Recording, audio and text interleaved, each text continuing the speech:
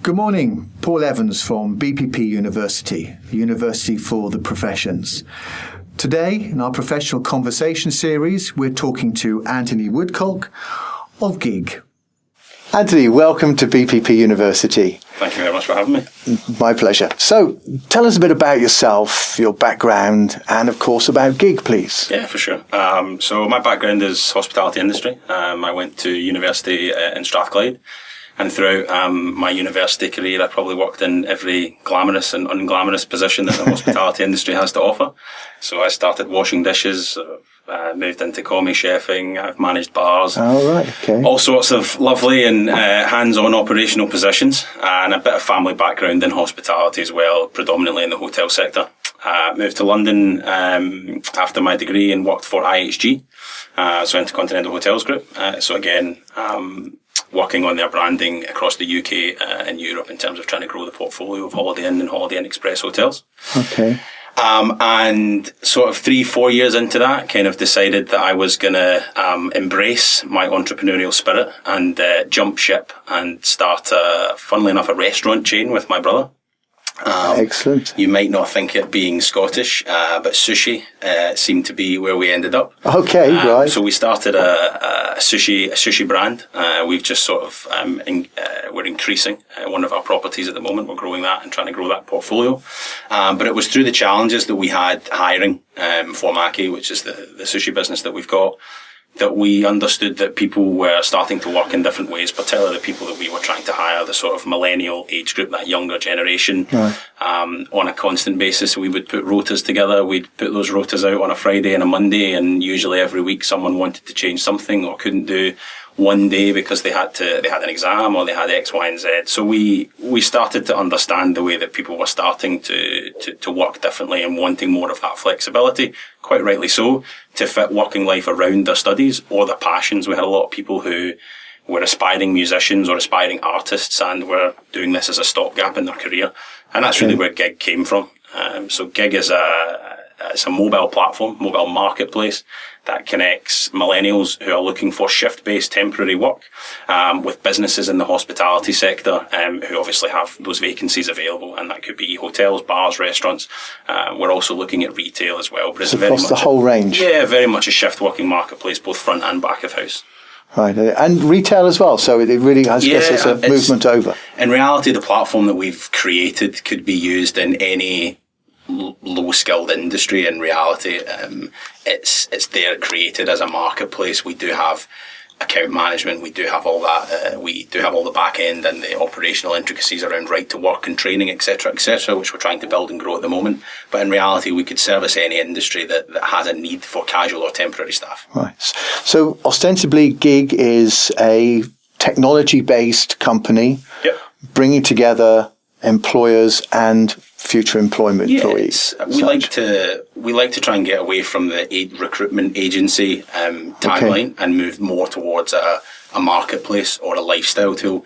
GIG is about giving people the opportunity to either generate extra cash or generate experience within an industry that they might want to work in the future. So if we use hospitality for a great example, it allows people to get that hands-on, tangible operational experience while they're studying without having to defer their focus. They can continue to focus on their studies. They know when their exams are. They know when they've got to really put in the work for their degree, and they can use the app to work when they have free time rather than feeling like they're locked into a part-time or a full-time job. So it fits the lifestyle for the millennials, but also students, etc. So of course very important as well for them to be able to work and find that and work around this. You say this work-life balance. Yeah, and that's very much one of the areas that we really focus on. It really is about lifestyle, and it really is about flexibility, and giving them the option to decide when they want to work. It's about having that marketplace, that freely available marketplace for them to find that work as and when they need it. So technology, how important do you believe it is that business in this space really adopt and embrace the changes that we're seeing so they can be part of shaping it for the future? I think if we if we talk about hospitality predominantly based on, that's our main focus at the moment and that's our main core audience, I think, I personally have a view that the hospitality industry hasn't possibly been the best at embracing technology in the past. But I think we're starting to move. There's starting to be a lot of change there, and I think there are some very interesting and different products out there, and businesses are waking up to the fact that they have to have a digital presence. I think the reality for me is good business practice is give the customer what they want. And whether businesses want to embrace technology, the customer wants a digital experience. The customer wants an online or mobile experience. So if you can't provide that, you're going to fail to provide the basic business requirement, which is satisfy your customer. And I think businesses that reject that will eventually find themselves having to retrofit their operations, retrofit their business model around technology because they now have no other option but to do so. Rather than, if they get involved now, they can shape the way that technology looks and feels and is developed so that it's fit for purpose. We try and work closely with our clients to understand, is there anything different you would like me to do? Is there anything different that we can provide within our technology service that would make your life easier? And therefore, they're part of the creative process rather than waiting 5-6 years down the line. You're right. And being caught in a time warp and having to change their entire internal business model based on technology. Because at the end of the day, it's what the consumer wants. I also think there's an element, especially if we look at this type of gig specifically as a platform, the traditional worker, the person that's engaging on the worker side of this, they want to engage with mobile platforms as well. So from a recruitment perspective, agencies will have to have a technology or a digital presence because a traditional agency will fail to exist because they don't have that mobile presence that people want to engage with. Okay. The worker wants that on-demand ability to sit on their sofa and apply for a job. Yeah, absolutely. And they want to be able to do that at the push of a button. And yet, isn't there this dichotomy whereby you're by the use of technology, things such as application forms, particularly in HR, which are becoming so user unfriendly? They're put together by systems people who need to look at things like SOX compliance, etc., admittedly, but they're becoming long, they're becoming cumbersome. And what's your thoughts about how that's going to evolve in the future? I think our entire recruitment process is digital. We don't have any paper forms. Yes, we have application forms, of course we do. We're trying to capture data as a business. We try and keep them as short and sweet as we possibly can. In reality, we're not. Our recruitment process has to be quick. Again, the millennial is, they want things on demand and they want things quickly. They don't like to waste their time. They think their time is precious, and absolutely it should be. Doesn't everybody? Yeah, absolutely. And so these sorts of processes that become long and cumbersome will eventually have to be short whether they like it or not, because again, people will refuse to engage with them. And that's the reality. I think people want on demand, they want quick, they want it as quick as possible. The modern workforce or the current workforce don't have the same patience that the generations before them did. So when we're looking at the kind of the changing habits of the modern workforce, what's your thoughts upon how that will come to pass in the future? I think there was a recent study, McKinsey report that says, I think of all the EU countries and the US, if you combine the total working population, about 30% of that working population are now engaging in gig economy type work, flexible work. So that much? Yeah, absolutely. And from that 30%, I think the statistics, 70% have chosen to do so because of the flexibility that it offers. So that prime element for them working in that way was because of the flexibility that allows them to have in their lifestyle. And I think people are going to start to embrace that and work in that way more readily. I think we will start to see the gig economy stretching perhaps into more professionalisms rather than just low-skilled areas. I think people will embrace this element of being more contract accountants, contract lawyers. I don't think we're quite there yet, but I think that's where it will branch to. We already see it in digital and tech spaces with freelancers in copywriting and digital. I think people really want to try and embrace this element of freedom and flexibility. Do you think it's a choice, or is a lot of these elements actually forced by aspects such as 0 hours contracts? I think so. The 70% of that 30 do it by choice. So I'm not going to say that obviously there's a 30% there that feel that they have to work in this way because that's maybe the only work they can get. In reality, it's not a perfect world. I mean, gig from our perspective is the complete opposite of 0 hour contracts. 0 hour contracts is about blocking someone in and using them as and when you need them. Right. Gig is trying to flip that on its head and say, here's all the work we have. You actively choose what you want to apply for. You actively choose where you want to work and what you want to do. So it's more about trying to change that message. The benefits that, if you look at the Ubers and the Deliveroo's and all the arguments that are going on around right to work, we kind of close that argument off. Everyone on our platform is entitled to holiday pay. We deal with that. We're taking care of their tax and their national insurance. We're giving them those pay slips.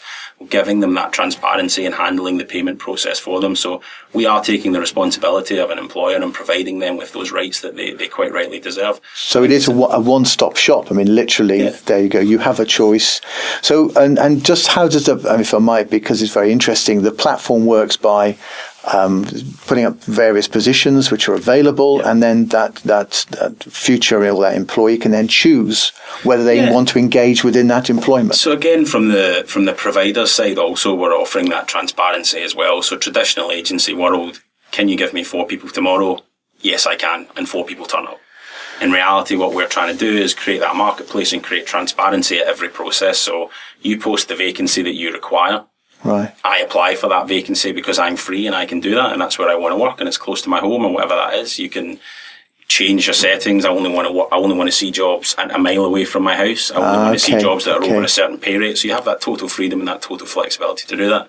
You apply for those positions, and the employer then has the ability to look at all applications for that, and they can view we have in-app rankings, much like Uber and those sorts of platforms do.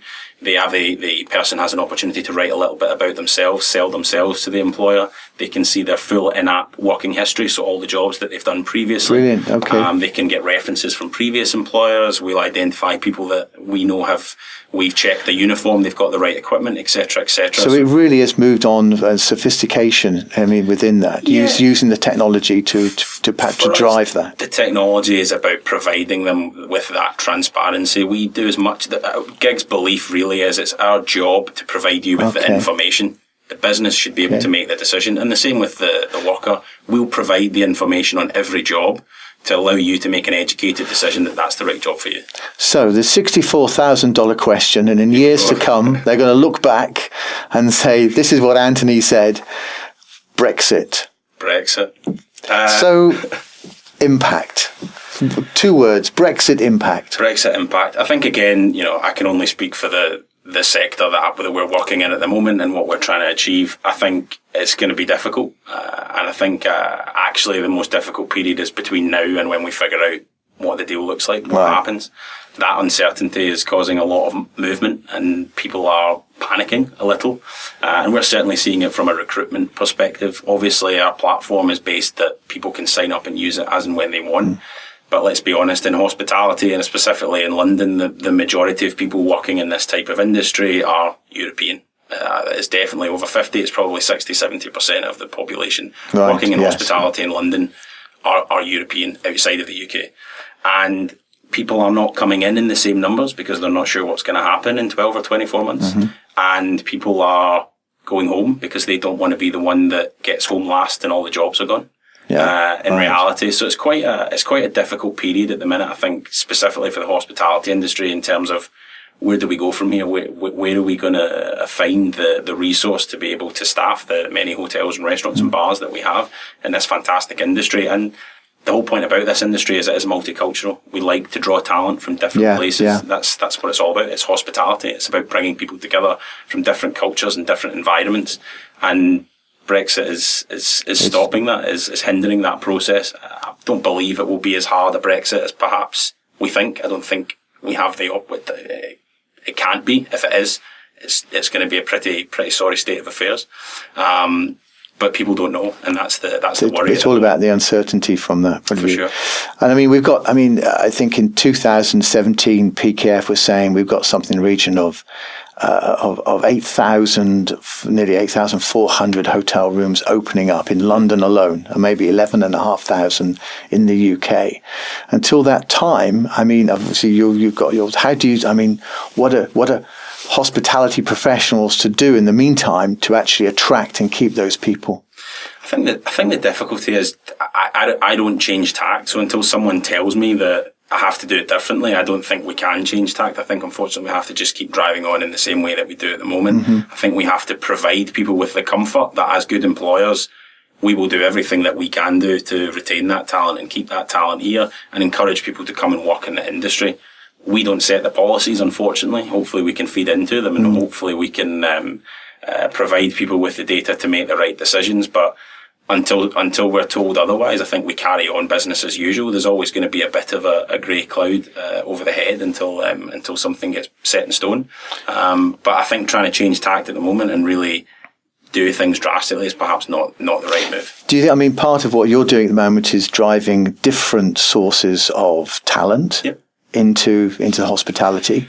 So we look at, I think the important element of what we're trying to do is open it up to a wider audience. So by making this lifestyle app marketplace, by taking the recruitment industry onto mobile application, we're making it more accessible. Do you believe, therefore, I mean, there's a place now within HR, within our professionalism of looking outside of hospitality and saying, listen, there's plenty of good people out there with the right attitude. Yeah. We've just got to give them the right kind of training. For sure. And I think it's looking at those individual markets. So people want, lifetime hospitality. They want people that's what they live and breathe, and that's all that they've got the experience and the background in that. If we have the right training platforms, there's nothing to say that, like you say, someone with the right attitude, someone with the right skills, someone who is outgoing, because that's what hospitality is all about, can't be trained to do that. So there's certainly an element of looking outside the current pool, looking outside the traditional pool and saying, where can we draw this resource from and provide them with the tools to be able to do the job just as well as those that have been doing it for the past 3-4 years. I think part of ours is also, specifically at the level that Gig works at, is about, like I said, opening it up to a different market. So people that have a part-time job, people that have a full-time job already but want to use this type of platform to generate extra cash for themselves, there's nothing to say that they can't go and do a couple of waiting shifts at the weekend or a couple of bar shifts at the weekend because they did that when they were at school or they did that when they were at university. And what about, I mean, the last point, if you will, this kind of the attitude towards training and development that has been prevalent in hospitality. Yeah. Do you see there's a need now for a real change or a sea change in the way that we think about that across the whole board? Massively. Even for Gig as a small business who perhaps, we're not training the most highly skilled positions in the industry by any stretch of imagination, but we're looking at investing a lot of our future budget in training because that's, for us, that's a massive point. And it's where do we do that? We don't want that to be physical because that completely defeats the purpose of what we're trying to achieve here. We want that online learning. We want to develop those tools and make it accessible to as many people as possible. And so I think, that's a massive focus for us. The training element has to be for everyone on board to be able to nurture and shape the talent that doesn't necessarily have the experience into the space. Antony, thank you very much indeed for a quite fascinating insight into the way that technology can move us forward, and wish you all the best with Gig and good luck in the future. Not at all. Thanks very much for having me. It's been great. Take care. Excellent. Thanks.